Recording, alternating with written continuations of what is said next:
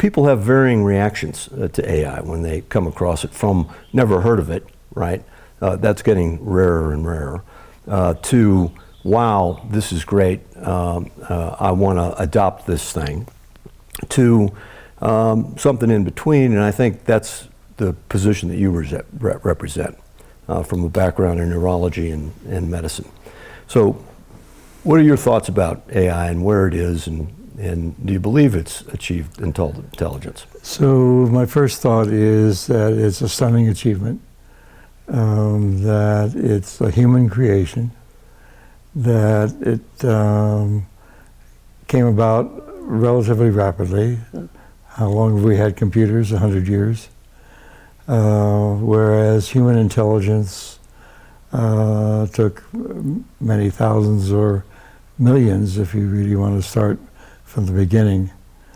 I think that the basic issue that I have with it is that I don't think people are paying enough attention to what you might call the downsides, to the concerns. A lot of smart people working on it to make it better all the time, and they're doing a very good job. But at the same time, I think those very smart people should be thinking about what I perceive as dangers. Yeah, well, some of them are. The problem with the danger side that makes it more prominent is that it's being developed in so many different locations, right, and under so many different auspices, some of which are military and intelligence, yeah. Right, and those inherently have an incentive to be rapid and malign.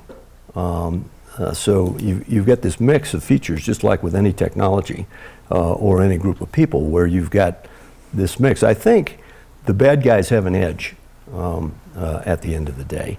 But at some point, you're going to get one of these entities that's able to dominate the rest of them. Mm-hmm. And as it's making that calculation, there will be a point where they have an incentive to take out the others preemptively. Right? By entity, you mean what, government, army? Well, yeah, Army, the various armies, the various intelligence agencies, and then the AIs that they're producing kind of are going to be doing that more or less on their own, mm-hmm. increasingly. So humans are getting less and less in the loop as this goes on, which gets us to the evolution of these entities. And their intelligence is going to increase exponentially, I think. Now, whether they're conscious or not, that's another question. And those entities are distributed entities, right? There's no single place where ChatGPT lives anymore. And it brings together all these different elements. And we start interacting with it, it's independent, and I think it will be independent pretty soon, generating its own new creative thoughts. And in what sense is it creative? I mean, it is certainly not doing things that I would call creative, in the sense that it's taking a lot of material that it has in memory somewhere and recombining it in one way or another. Right, and that's probably what we're doing too. I think the key to creativity is that you don't see where it came from, right? I mean, if its roots are hidden, then all of a sudden it seems to pop up. But those pieces came from someplace, right? And as it pops up with a new creative thing, if we haven't seen it before, then we say, wow, how did it do that, right? And we tend to put the label creativity on it. Whereas it was really just assembling other pieces.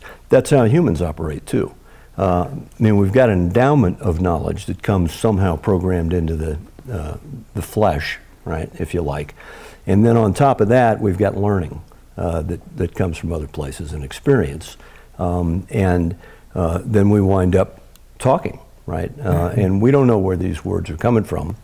Although if we stop and reflect on it, we can go back to sources of similar information, and we start to, it becomes less and less creative as we do that analytic process, and more mechanical.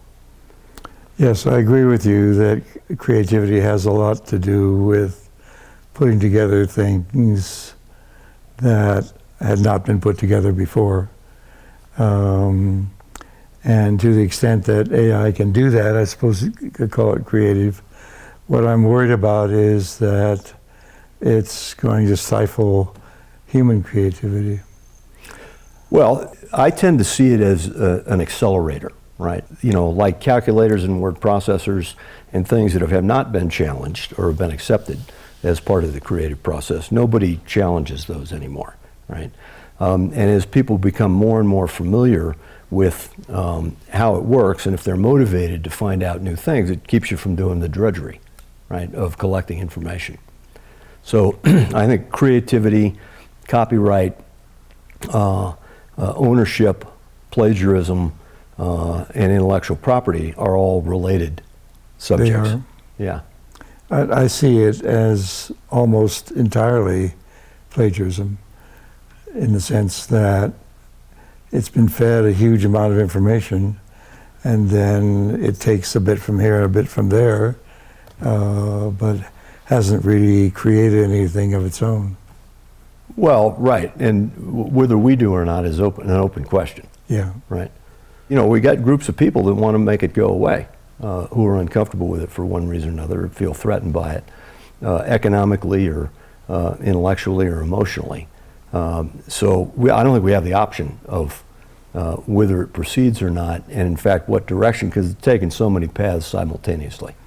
At other points in conversation, you've raised the possibility of AI becoming sentient and, in fact, destructive. I'm less worried about that. I'm much more worried about the deep fake aspect of someday the leader of North Korea being impersonated by an AI creation and threatening to bomb South Korea, or even instructing his military to do that. Mm-hmm. And then here we are in a nuclear war. We don't depend on AI to destroy us. We do it ourselves. Yeah, right. Yeah, I mean, that's a problem. You know, suppose we implement an AI through genetic engineering, right? We've got time, and instead of building a computer and you know, training it and going through all the machine language, instead we find it's easier to genetically engineer the human genome and grow individuals, right, who exhibit intelligence, then they're probably conscious, right? So it depends on how we implement the technology. I think that's a fantasy that's beyond biological capability. Nature has evolved a perfectly good way of reproducing humans. Mm-hmm. And I don't really think it's going to be possible to do it more efficiently. Craig Ventnor and company have already created artificial organisms, simple ones, right? Yes. From scratch, from chemical reactions. Now, there's a link through their activity that says they created the thing, but you know, that simple entity can behave and reproduce. I think they've still got cultures of that. They're continuing to reproduce. Behave in what sense? Well, behave in the sense of recreating themselves, right? And then as they get more and more sophisticated over time, they can do more and more sophisticated things. And eventually they may either cooperate or object to being created and enslaved in that way. Yesterday you sent a cluster of illustrations that purported to show red blood cells that could record from individual neurons. Right. AI generated that? Yeah. Totally off the wall, biologically inconceivable. And that's another concern that I might suggest about AI. Yeah. It's going places that are not really feasible. Well, out of ignorance. Yeah, right. Currently, it's not feasible, right? But, in principle, you probably don't have to go down to that level, right? But if you had a device that was the same form factor and tinsel quality as a red blood cell, right? And had enough intelligence and local power in order to do the same job, then you could release a fleet of those into the bloodstream that each navigated, because that's how targeted medicines are working now, right? I mean, we're hitching a ride on something that looks like a virus, which do have the ability to get in there at the molecular level and target individual cell types. So in principle, you could have a device that mimicked a virus, right? Now, I don't think it's likely, but in principle, you could do it. Yeah. As I mentioned to you earlier, I've recorded from a lot of neurons. Yep. It's very hard to go from the recording of single neurons to anything approaching, let's say, perception. And going from magnetic resonance, which is very much not single neurons, it's huge aggregates of brain. Right. I think we're dealing with a complexity issue and a scale issue.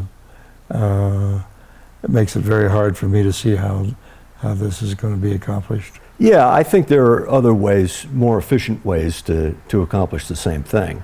Going down to completely non-invasive, where we're talking, right? But then you've got devices like lie detectors, right?